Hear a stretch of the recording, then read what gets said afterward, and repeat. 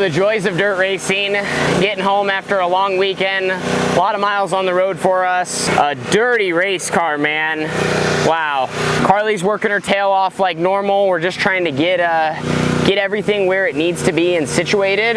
We only really have one more, I think if my schedule's right, we have one more weekend of racing left to wrap up 2025 in our sprint car. And so like right now is kind of a mix of finishing our season strong, but also getting stuff ready for 2025. And it feels like your end of the season can be hectic. For us it is right now because I feel like we kind of have a lot of parts and we're a little spread out and we're trying to get it all organized and see what we got. And we got new parts showing up and we have stuff that we still need to recycle. And we got frames showing up soon and we got engines sending, you know, we're sending out for refreshes. Just a lot, and like I said, it takes a lot of time and effort. So anyway, we're gonna get things kind of cleaned up here. I have a few things I wanted to talk about, kind of just our final night in Hanford. Show you a little bit what happened because man, we kind of had a weird situation there that like you just don't see all the time, and I feel like we got a little more damage than what you would have expected from just watching with your eyeball.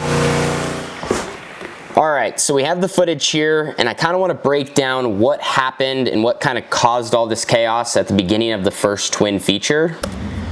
So we rolled off, you know, we're mid-pack. We're not in a great position starting in the middle. You know, in dirt racing, you obviously want to be a little bit closer to the front, but let's just watch this through, kind of see it happen for the first time.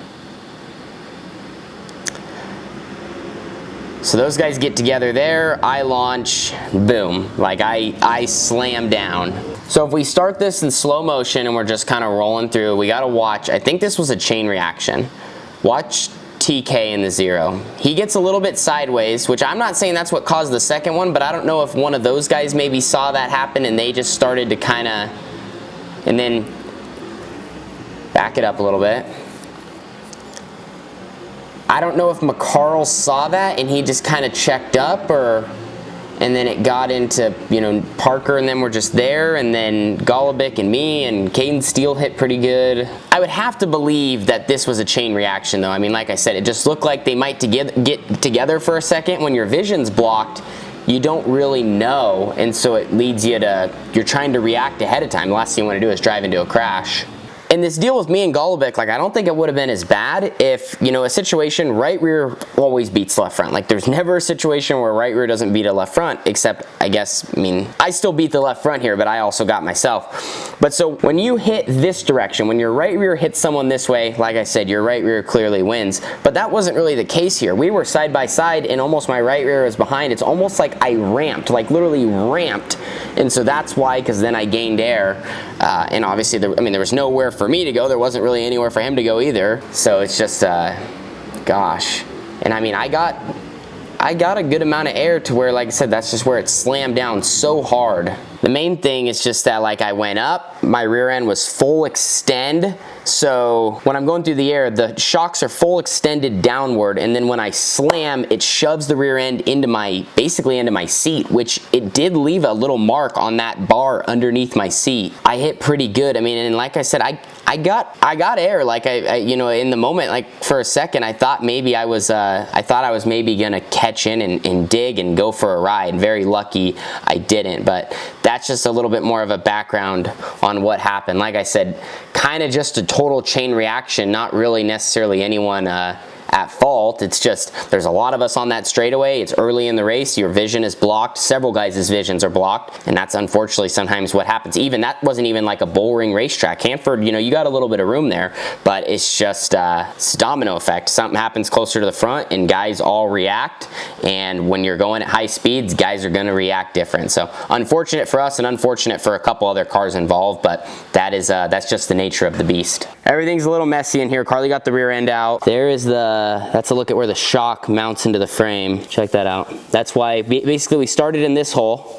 We had to go to that hole. And we had to like drill through it because the nut we couldn't get. Yeah, it was a complete mess in the work area.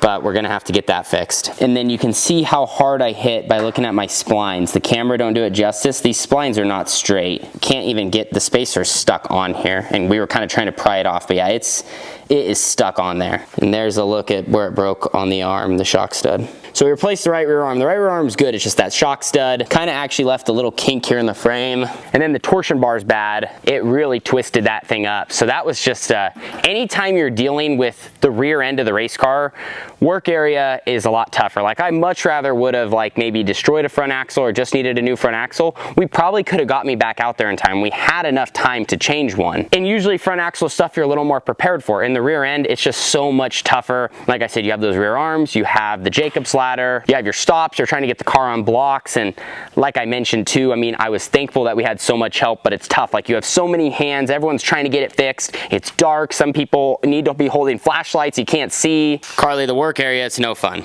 No, I think we could have been set up a little bit better.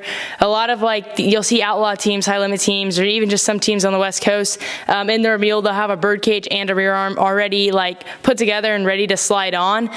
So that's a note for next time, just because we were struggling trying to get Allens out and trying to get bolts out. It was just really chaotic. So lesson learned. Now hopefully there's not a next time, but if there is, we're definitely gonna be a lot faster and potentially make it back out before, you know, we're laps down. And she is right. Dirt racing is all about being prepared. And like I said, just such a tough situation. Even if we had everything right, I don't know if we would have made it, but you just have that what if factor. And like I said, in a perfect situation, if you do, it could still kind of change your whole entire night. Nonetheless, thankful for everyone's help. That was just a really bad and an odd situation. Like I said, I feel like we got a little unlucky because a lot of times we would just set down, keep going, or maybe come in and change one thing or fix the Nerf bar or whatever, but to have it all happen at once, yeah, just unfortunate.